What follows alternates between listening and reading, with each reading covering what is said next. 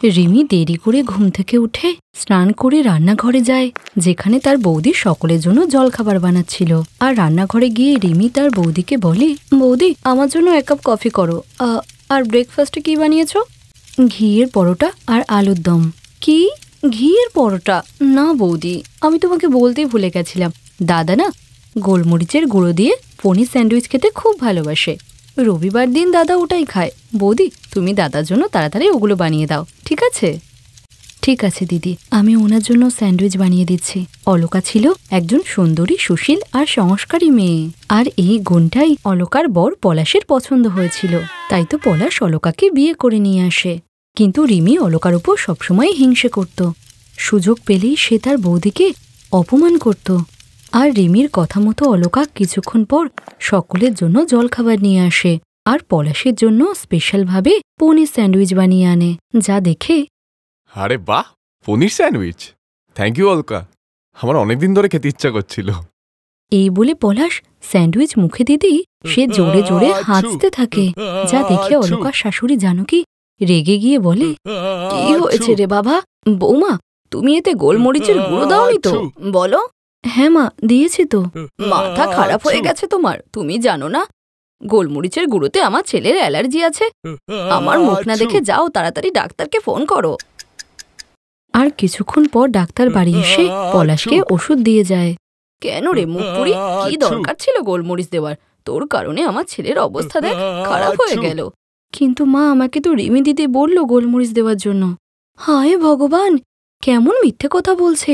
আমি আমার ভাইকে এমন কষ্ট কেন দেব? এখন সব দোষ আমার উপর দিচ্ছ? বাহ বৌদি বাহ, এইরকম ভুল যদি আর কখনো হয় খুব খারাপ হবে কিন্তু, বলে দিলাম। বেচারি অলকা চুপচাপ সব কথা শুনতে থাকে। এভাবেই অনেকটা সময় কাটে। অহংকারী ননদ তার বৌদিকে অপমান করার কোনো সুযোগই ছাড়ত না। এমনই একদিন রিমি কলেজ থেকে বাড়ি আসার পর, বৌদি আমার জন্য 1 কাপ চা আনা তো, মাথাটা খুব যন্ত্রণা করছে। আর কিছুক্ষণ পর অলকা রিমিকে 1 কাপ চা এনে দিয়ে তার নিজের কাজ করতে থাকে। কিন্তু তখনই হঠাৎ রিমি রেগে গিয়ে জোরে চিৎকার করে বলে, মা মা, এই দেখো তোমার ভালো বৌমা কি করেছে। কি হলো রে মা, এত রাগ করছিস কেন? চা ভালো হয়নি? চা খাওয়ার মতো হলে তবেই না খাবো। এই দেখো বৌদি এটাতে মরা টিকটিকি মিশিয়েছে, যাতে আমি এটা খেয়ে মরে যাই। কি? হায় ভগবান, মা তুই এটা খাসনি তো? তুই ঠিক আছিস তো? কিন্তু এটা কি করে হলো? আমি তো নিজে কাপ ধুয়ে চা ছেঁকে দিয়েছি।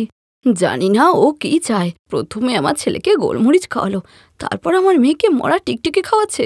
মারতে চাস আমাদের সবাইকে? বল, মেরে ফেলতে চাস আমাদের? বৌদি, আমি তোমার একমাত্র ননদ, আর তুমি আমাকে মেরে ফেলতে চাইছিলে? ছি বৌদি ছি, আমাকে পছন্দ না হলে সরাসরি বলে দাও, তবে আমাকে এভাবে মেরে ফেলো না। কাঁদিস না রে মা, তুই চল ঘরে গিয়ে এখন আরাম কর। এরপর মা মেয়ে ঘরে চলে যাওয়ার পর বেচারি অলকা বসে বসে ভীষণ কাঁদে আর মনে মনে ভাবে, জানি না ননদ কেন আমাকে সবসময় অপমান করে। আমি কি ভুল করি বুঝতেই পারছি না। আমার নামে মিথ্যে বদনাম দেয়, হয়তো আমারই কোনো ভুল আছে। নিজেকে দোষ দিতে দিতে অলকা ঘরের কাজ করে। এভাবেই সময় কাটে। আর প্রত্যেক দিন রিমির অত্যাচার বেড়েই চলেছিল। সমস্যা তো এমন জায়গায় পৌঁছিয়ে গেছিল যে পলাশ আর তার মা এখন সবসময় অলকাকে বকাবকি করত, যা দেখে অলকা তো খুবই খুশি হতো। কিন্তু এত কিছুর পরেও তার মন ভরে না। সে আরও প্ল্যান করতে থাকে, যে করেই হোক আমাকে ওকে বাড়ি থেকে বের করতেই হবে। অহংকারী ননদ তার কুবুদ্ধি দিয়ে একটি প্ল্যান তৈরি করে আর সুযোগ বুঝে অলকার ঘরে চুপি চুপি গিয়ে অলকার একটি ফটো চুরি করে নেয়। এইবার সুযোগ এসেছে। এবার দেখো বৌদি, এমন প্ল্যান বানিয়েছি যে সবাই তোমাকে ঘাড় ধাক্কা দিয়ে বার করে দেবে। ফটো নিয়ে সেখান থেকে চলে যায়। আর একদিন যখন বাড়িতে সবাই একসঙ্গে বসে খাবার খাচ্ছিল, তখন সেখানে রিমি আসে। দিদি তুমি চলে এসেছো, বসো, আমি তোমার জন্য খাবার আনছি। এমন সতী সাবিত্রীর মতো ভান করো না তুমি। সারাদিন বাড়ি পুজো করছো, রাম রাম নাম করছো, আর এমন কুকর্ম করে বেড়াচ্ছ। তোমার লজ্জা করে না এইসব করতে? ছি! তুমি যে আমাদের সবাইকে প্রাণে মারতে চাও সেটা আমরা অনেক আগে থেকেই জানি, কিন্তু এখন বুঝতে পারছি যে তুমি এমনটা কেন করতে চাইছো। তোমাকে হাতে নাতে ধরে ফেলেছি। দাদা, মা, এই মেয়েটা আমাদের খারাপ করার সঙ্গে সঙ্গে আমাদেরকে ঠকাচ্ছেও। ওর আগে থেকেই বিয়ে হয়ে গেছে, ওর বর আছে একটা। এইসব তুমি কি বলছো দিদি? আমি পলাশকেই ভালোবাসি, ওই আমার একমাত্র স্বামী। আর তুমি এইসব কেন বলছো? কিচ্ছু বুঝতে পারছি না। আচ্ছা, আমি মিথ্যে কথা বলতে পারি, কিন্তু এই ফটোটা তো মিথ্যে কথা বলছে না। এখানে তুমি বউ সেজে আছো, আর বর সে তো আমার দাদা নয়। কে তোমার প্রেমিকটা বলো? রিমির এইসব কথা শুনে পলাশ উঠে এসে রিমির গালে জোরে একটা থাপ্পড় মারে। পলাশ, ওকে কেন মারছিস? মারলে তোর বউকে মার, যে আমাদেরকে ঠকাচ্ছে। চুপ করো মা, অনেক হয়েছে। আসলে কি বলো তো মা, তোমার অহংকারী মেয়ের ভালোবাসায় তুমি অন্ধ হয়ে গেছো, তাই ওর সব কথা তোমার সত্যি লাগছে। আরে এই যে ছবিটা তুমি দেখছো, এটা মিথ্যে। আরে রিমি এটা নিজে বানিয়েছে। আর এটা আমিও জানতে পারতাম না যদি স্টুডিওটা আমার বন্ধুর না হতো। ও নিজে ফোন করে আমাকে জানিয়েছে আমার বোনের কীর্তি। দিদি, তুমি এমনটা কেন করছো? যে আমার চরিত্র নিয়ে প্রশ্ন তুলছো, বলো কেন করছো এমন? কেননা তোমার আর দাদার লাভ ম্যারেজ হয়েছে। আমিও একটা ছেলেকে ভালোবাসতাম, কিন্তু বাড়িতে যখন সে কথা বলেছি তখন মা আর দাদা সম্পূর্ণ অস্বীকার করেছে। কিন্তু তোমাদের লাভ ম্যারেজ তো সবাই মেনে নিয়েছে। কেন?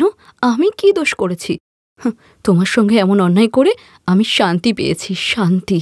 এই শুনে অলকা সবাইকে বলল, পলাশ, মা, তোমরা এটা ঠিক করনি। দিদি যখন কাউকে ভালোবাসে তখন তোমাদের মেনে নেওয়া উচিত ছিল। ভালোবাসা তো এই পৃথিবীর সবথেকে সুন্দর জিনিস। তাহলে এমন অবিচার করো না। আমি বলছি শোনো, তোমরা ওই ছেলেটার সঙ্গে কথা বলে দিদির বিয়েটা পাকা করো। অলকার মুখে এইসব শুনে রিমি তার কাজের জন্য খুবই দুঃখিত হয়, আর নিজের ভুলটা বুঝতে পেরে হাত জোর করে অলকাকে বলে, আমাকে ক্ষমা করে দিও বৌদি, আমি তোমার সঙ্গে অনেক অন্যায় করেছি, তারপরেও তুমি আমার ভালো চাইছো। এই শুনে অলকা রিমিকে ক্ষমা করে দিয়ে তাকে জড়িয়ে ধরে। এইসব দেখে জানকী আর পলাশও তাদের ভুলটা বুঝতে পারে, আর তারাও রিমির কাছে ক্ষমা চায়। আর কিছুদিনের মধ্যেই রিমির ভালোবাসার মানুষের সঙ্গে রিমির বিয়ে দেয়।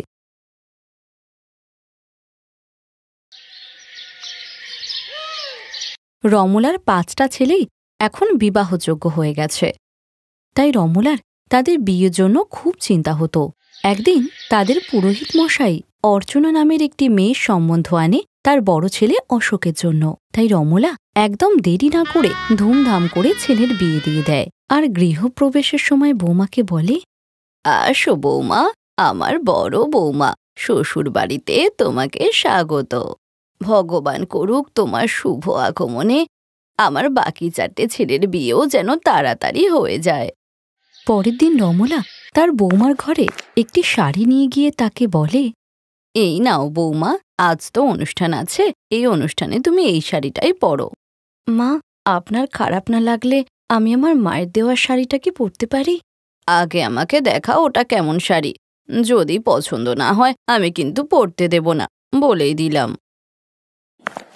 এরপর অর্চনা বেনারসি শাড়িটা এনে শাশুড়িকে দেখায়, যা দেখে রমলা অবাক হয়ে যায়। আরে বা বৌমা, এটা তো দারুণ সুন্দর শাড়ি, দাম কত এটার?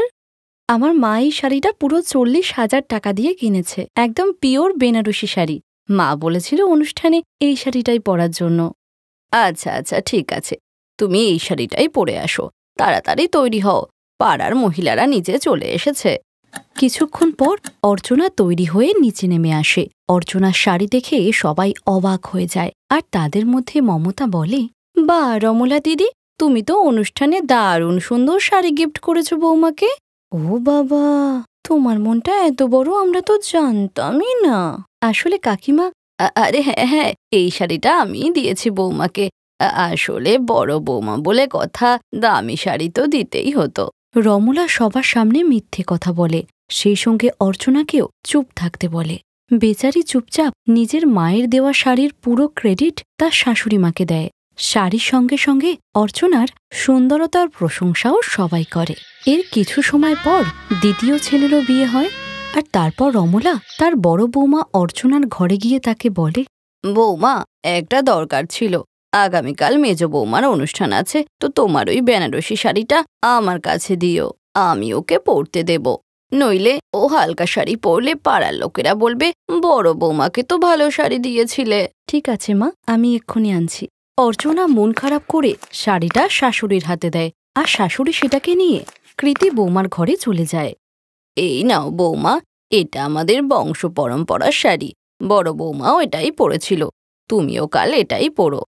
ঠিক আছে মা, এই শাড়িটা সত্যিই খুব সুন্দর। কিন্তু মা, হঠাৎ করে আমাদের বংশের শাড়ি কোথা থেকে চলে এলো? আমাদের ঠাকুমা তো আমাদের এই ব্যাপারে কিছু বলেনি। তুই কি ওনার বৌমা ছিলি নাকি যে তোকে বলবে বৌমা তুমি কিন্তু এটাই পরো? পরের দিন কৃতি সেই শাড়িটা পরে তৈরি হয়ে আসে। সব মহিলারা অনুষ্ঠানে আসে আর মমতা বলে, আরে রমলা দিদি, এটা তো তোমার বড় বৌমার শাড়ি না যেটা সেদিন পরেছিল? না না কাকিমা। আরে বৌমা তুমি চুপ করো, তুমি তো কিছু জানো না। মমতা দি, আমি আমার 5টা বৌমার জন্য একই রকমের শাড়ি নিয়েছি। একটা শাড়ি 40,000 টাকা। আসলে আমি কোনো বৌমার সাথেই কোনো পার্থক্য করতে পারবো না, তাই। আরে শাশুড়িমা মিথ্যে কথা বলছে, উনি তো একটু আগে বললেন এটা আমাদের বংশের শাড়ি।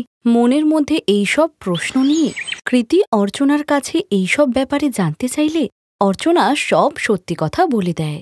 দিদি, এটা তো একদম ঠিক নয়। শাশুড়িমা আর কত মিথ্যে কথা বলবে, তাও আবার তোমার মায়ের দেওয়া শাড়ি নিয়ে। চলো এখনই এ ব্যাপারে ওনার সঙ্গে কথা বলবো। না কৃতি, এটা করো না। শাশুড়িমা আর শ্বশুরবাড়ির সম্মান বজায় রাখা আমাদের দায়িত্ব। কিছুদিন পর অর্চনার বাকি 3টে ছেলের জন্য 3 বোনের সম্বন্ধ আসে। কিন্তু রমলা এই সম্বন্ধে না বলতেই যাবে, ঠিক তখনই তার ছোট ছেলে বলে, মা, ওই 3টে মেয়েকে আমাদের 3 ভাইয়েরই পছন্দ, তাহলে তুমি কেন বারণ করছো? কেননা শাশুড়ি মায়ের কাছে তো 3টে বেনারসি শাড়ি নেই, তাই। চুপ কর কৃতি। বাচ্চাদের সম্মতির কারণে রমলাকেও রাজি হতে হয়, আর সে তার 3টে ছেলের বিয়ে 3 বোন কুসুম, সীমা আর পূজার সঙ্গে করায়। এরপর বৌমাদের গৃহপ্রবেশের সময় রমলার প্রতিবেশী মমতা বলে, আরে বা রমলা দি, এখন তো তোমার 3টে বৌমাই একই সঙ্গে এসেছে। আমি তো এটা দেখার জন্যই অপেক্ষা করছি যে 3টে বৌমা একই রকম বেনারসি শাড়িতে কেমন লাগবে। মা, কাকিমা কোন শাড়ির কথা বলছে? আমি বলছি তোমাদের, শোনো। আমাদের শাশুড়িমা তার 5টা বৌমার জন্য 40,000 টাকা দামের 5টা বেনারসি শাড়ি কিনেছে। কাল তোমাদেরকে দেবে ওগুলো, পরো। আরে আমি তো বলবো তুমি কালকে তোমার 5টা বৌমাকে একই সঙ্গে ওই বেনারসি শাড়ি পরিয়ে দাও। কি সুন্দর লাগবে দেখতে তাহলে সবাইকে। বা কাকিমা, কি ভালো আইডিয়াটা। কৃতি, তুমি সবকিছু জেনেও এমন কেন বলছো?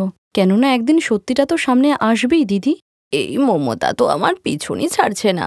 আসলে ভুলটা আমারই। বৌমা শাড়িকে নিজের দেওয়া শাড়ি বলে ভুগতে তো হবেই।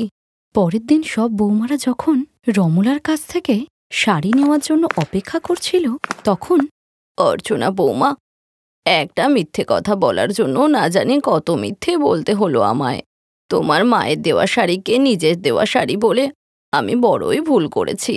আসলে তোমাদের সবাইকে এত দামি শাড়ি দেওয়ার মতো টাকাই আমার কাছে নেই।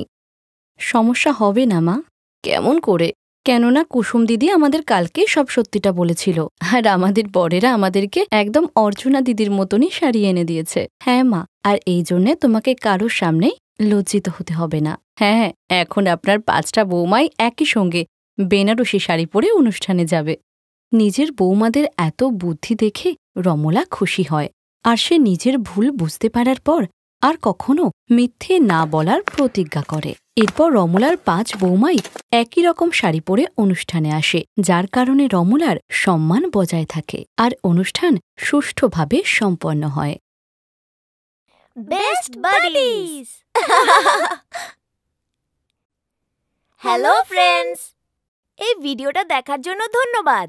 যদি এই ভিডিওটা তোমাদের ভালো লেগে থাকে তাহলে প্লিজ লাইক, সাবস্ক্রাইব আর কমেন্ট অবশ্যই করবে এই ভিডিওতে। আর হ্যাঁ, শেয়ার করতে ভুলো না কিন্তু। আরো অনেক মজাদার ভিডিও দেখার জন্য নিচে দেওয়া এই বেল আইকনটাকে প্রেস করো। দেখতে থাকো বেস্ট বাডিজ।